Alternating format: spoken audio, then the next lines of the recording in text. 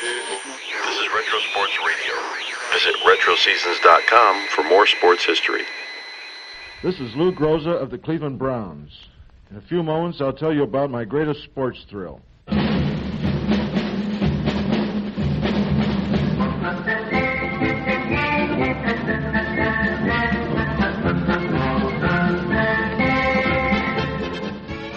This is Harry Wismer. What you're about to hear is a transcribed story of one of pro football's outstanding players, and an event our special guest Lou Groza considers his greatest sports thrill. And Lou himself is here to tell us all about it. But first, here is Bill Reddick with a message of interest from your United States Air Force. A professional golfer must master many skills in order to use every club in the bag correctly. Air Force flying officers, masters of the skies, also are proficient in many skills. You see, Air Force pilots and navigators are thoroughly and expensively trained in subjects such as aircraft engineering, navigation, and airborne electronics. These men are also taught to command the respect of those around them and to operate the most advanced aircraft with the utmost precision and skill. In this technically demanding age, the Air Force must maintain high standards. The Air Force pilots and navigators of today are the world's finest, dedicated professional men of the skies. So, young men, if you're between the ages of 19 and 26 and a half and a high school graduate, see your local Air Force recruiter about aviation cadet training. Wear the silver wings of leadership. Become a U.S. Air Force pilot or navigator. And now back to Harry Wismer. Lou Groza, the last of the original Cleveland Browns, is a pleasant, intelligent giant who is without a peer in his specialty, that of kicking points after touchdowns. In 13 years with the Browns, Lou Groza has never once made a mistake in this department. Oh, he has missed a place kick on rare occasions, but only because the center made a bad pass, the quarterback would flub the ball, or his own lineman would interfere with him. But never has Lou Groza missed once he got his cleats on the pigskin. Through the 1958 season, Lou the Toe Groza has scored 952 points in professional football by standing in one spot, which is more than the swiftest and most elusive backs have accounted for by tearing up hundreds of yards of turf. As the last remaining charter member of the great Cleveland Browns team that rang up 4 consecutive championships in the All-American Conference and have captured 3 league championships in 9 National Football League seasons, Lou Groza is more than just a place-kicking specialist. In addition to the talented right foot that has boomed him into the company of the league's top scorers every season, Groza, after 13 campaigns in the rugged pro game, has always been recognized as one of its great linemen and an outstanding offensive blocker. This solid 240-pound athlete has made numerous all-pro teams on his blocking without regard for his kicking. Lou Groza was just out of service when he joined the Cleveland Browns a year after the end of World War II. He caught on as a kicker and developed himself into an all-around player by application to the grubbier phases of football while still being rated as a specialist. Lou Groza's earnestness and intense desire to learn is best illustrated by his continuance in school even while playing pro football.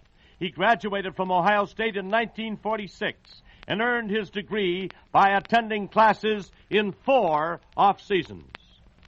The story of Lou Groza is a wonderful example of a small-town boy whose love for sports made him a national hero.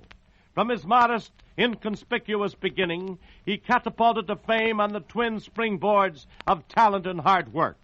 While he gained renown for his football in Cleveland, Ohio, the actual story of his climb to the top takes place in the heart of the Ohio River Valley in the quiet mill town of Martins Ferry.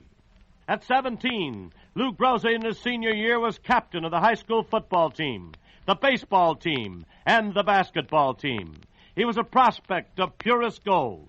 When he graduated after leading his basketball team to the state's championship and his football team to a tie for the state's title, he was approached by scouts from 40 different colleges. Paul Brown, then coaching at Ohio State, sent Gomer Jones, his assistant, down to Martins Ferry to talk to Groza. Lou was offered a full scholarship and a job that paid $50 a month. Groza enrolled at Ohio State, played on the freshman team that went unbeaten in its 3-game wartime schedule, and then never played another game for Ohio State. At the end of his freshman year, Lou went into the service.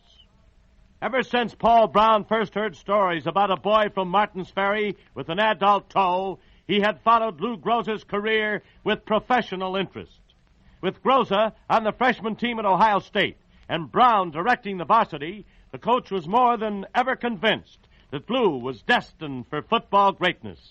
As the idea for a new professional football team in Cleveland began to germinate in Brown's mind, Lou Groza became his major quarry. After his discharge, Groza packed his duffel bag, bought a bus ticket to Bowling Green, Ohio, and reported to the first Browns training camp. No one knew a great deal about him or about the team or about the All-American Conference in which it would play. All hands found out about Lou Groza very quickly. A few days after the camp opened, one Cleveland newspaper man wrote, "The best show here takes place after regular practice is over. That's when Lou Groza kicks." In the Browns' first regular game against the Miami Hurricanes, Groza kicked 3 field goals and 5 extra points. The Browns won 44-0. That season, Groza kicked 45 extra points and 11 field goals. After that, Lou Groza's career became almost a monotony of triumphs.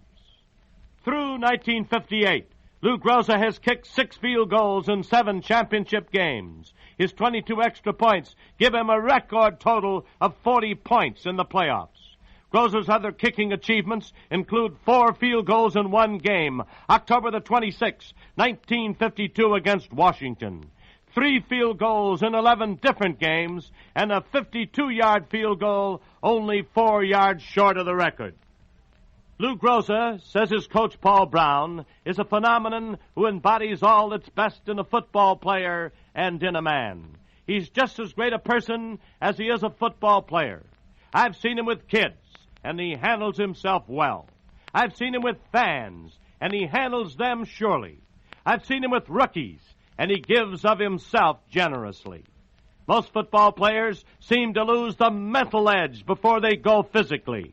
Lou Groza is just as enthusiastic as he ever was. What else can I say? He's Mr. Cleveland Football. And now, before you meet our special guest, Lou Groza in person, in an interview from Municipal Stadium in Cleveland, Ohio, and hear about his greatest sports thrill, here is a message of interest to all young men with an eye on the future. On any clear day, chances are you can look skyward and trace the thin white trails left by the jets of the United States Air Force. You may not be able to hear or see these silver birds, but you can be sure they are up there, guided by the sure, skilled hands of an Air Force pilot. These men are a special breed, selected for space-age leadership and trained and retrained in such specialized fields as engineering, navigation, and airborne electronics. This is indeed a challenging, vital career with a limitless future for a young man who can make the grade. How about you? If you're between 19 and 26 and a half and a high school graduate, you may be eligible for enrollment as an aviation cadet. Visit your local Air Force recruiter. He'll give you a complete rundown on physical and scholastic qualifications. You'll also learn in detail about the training programs and the excellent pay and privileges that can be yours as an Air Force pilot. And now, back to Harry Wismer. Lou Groza, what was your greatest sports thrill? The greatest sports thrill I've had in football occurred in 1950, our first year in the National Football League, after playing 4 years in the All-American Conference. And, of course, you know, they were telling us about finding a football to determine whether we were a football team or not. Then we had the good fortune of winning our division, beating out the New York Giants in a divisional playoff. And finally, coming to the championship game against the Los Angeles Rams, the score was in their favor, 28 to 27, as a result of our holder dropping an extra point pass. And then we went in the final seconds of the ball game. We had about 15 seconds to go, and I was called upon to kick a 15-yard field goal. And, of course, the final score was 30 to 28. That, I would say, Harry, is my greatest sports thrill. Lou, how important to you is the player who holds the ball? The player that holds the ball for me is very important, Harry, in that I consider the place kick a 3-part machine, namely the center, holder, and the place kicker. First, I like to have the center pass the ball to the holder low, and of course, the holder catching it over the spot where the ball is to be placed down, and the holder, who I have timed myself up with through practice, will set the ball down very readily. And of course, I, in the meantime, have been taking one step as the ball has hit his hands. Then my second step, I take momentarily thereafter, concentrating on the spot on the ball and following through. Lou, does the condition of the ground make a difference in your place kicking? Yes, it does, Harry. When I'm taking my first step, it's really a power step to me, and I'm digging in. If the ground is either soggy or hard, it will affect that. And, of course, I have to cheat up a little bit in that I'm away about 3 normal walking strides. From the point where the ball is to be placed, I move up about 2.5 yards to compensate for the slippage. And, of course, I will lose some power on a long kick. And I have to try to make this up with a greater leg swing as I'm throwing my leg into the ball. Do you wear special shoes for kicking? Yes, I do wear special shoes for place kicking. However, it isn't something that I have designed myself. It's a shoe that I've been using since I've been a youngster in high school. And this particular shoe I like because it gives me more kicking service in that it has a square toe. And, of course, cutting down the hazard of error. In the place kicking, there is enough chance of error anyway. I try to eliminate some of it, and as much as I possibly can through this device. Lou is one of pro football's high scorers. How many touchdowns have you made? I've made 1 touchdown in my football career, and that was against the Washington Redskins in 1950. That time, we were permitted to use the tackle-eligible play, where the end on my side was flanked out, and he'd drop back into the backfield. The end on the other side of our line would come up on the line of scrimmage. Thereby, I became an end, and I caught a pass on about the 20-yard line, and with my blazing speed, I was able to score a touchdown. I'm just kidding. It's just they left me open, and I was fortunate enough nobody was around me, so I went in for a score. Lou, you played for Paul Brown during your whole career. Why is he a successful coach? I would say that Paul Brown is a very successful coach because as I talk to youngsters or any aspiring athletes, I would say Paul Brown has the attributes necessary for any successful businessman, and he works at them. First, I would say he's a good organizer, and he dwells on the fundamentals. And in professional football, our business is no different than any other, and if you're going to have a successful product, it's based on winning. I think he is able to extract the most from his people because he dwells on fundamentals, and in this organization he works through it, the spirit of winning, and he uses a lot of psychology in his coaching.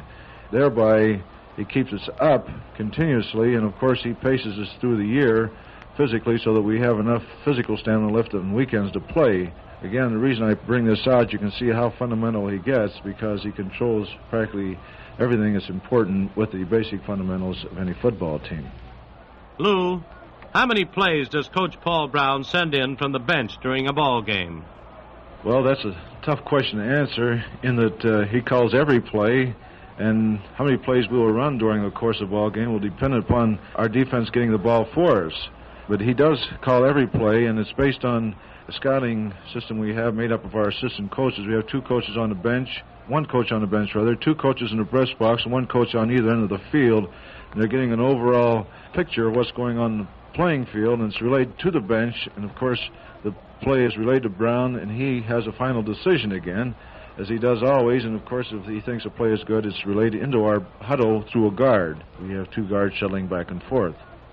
Lou, could you ever kick a field goal barefoot?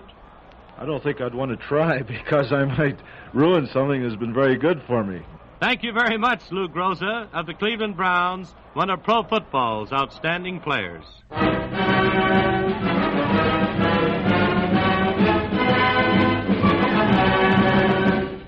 Greatest Sports Thrills with top personalities in the world of sports is narrated by Harry Wismer, directed by Gene Kirby, written by Arthur Suskin Jr., and presented by the United States Air Force in cooperation with this station. This is Bill Reddick speaking. The preceding was transcribed.